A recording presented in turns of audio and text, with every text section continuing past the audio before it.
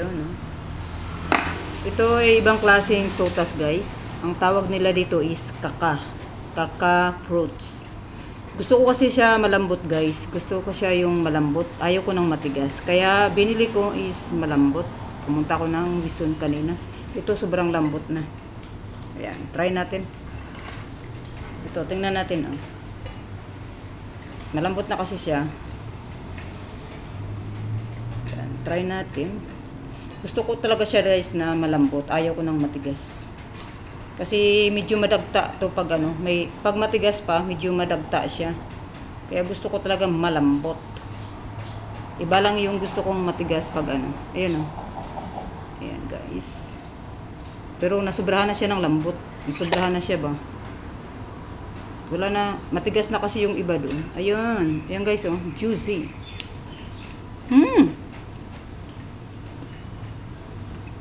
Kaya gusto ko talaga malambot siya.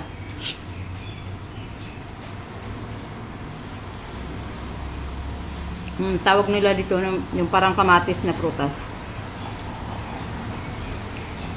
Gusto ko talaga siya malambot. Ayaw ko ng matigas.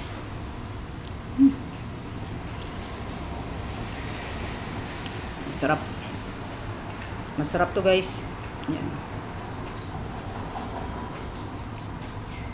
Hindi ba? Pero nasubrahan lang siya ng sobrang tawag doon, lambot.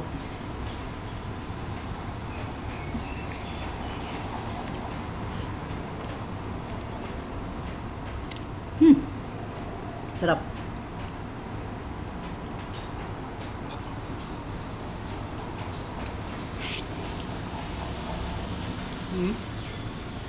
Yan na, ha.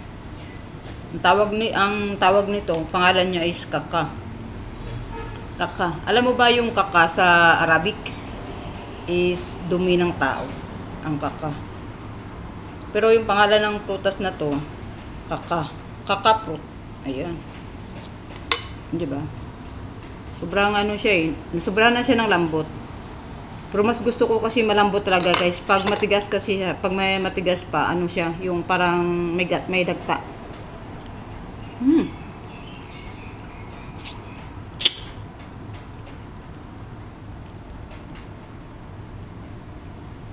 Pero mas maganda yung hindi siya masyadong malambot. Kaso lang, wala eh. Ito lang yung malambot doon, matigas na yung iba.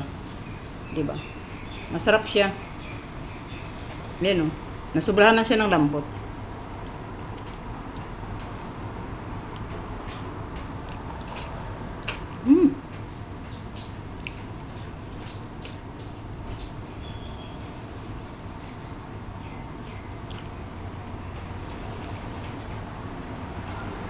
Dalawang piraso, guys, busog ka na.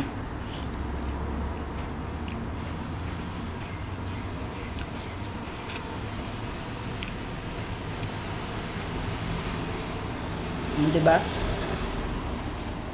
Panghimagas, guys. Masarap siya talaga. Kaka fruit. Yan, oh, ito yung katawan niya. Oh. Yan, ito. Pag hindi siya masyadong hinog, ito siya, guys. Yan, ganito siya. Yan.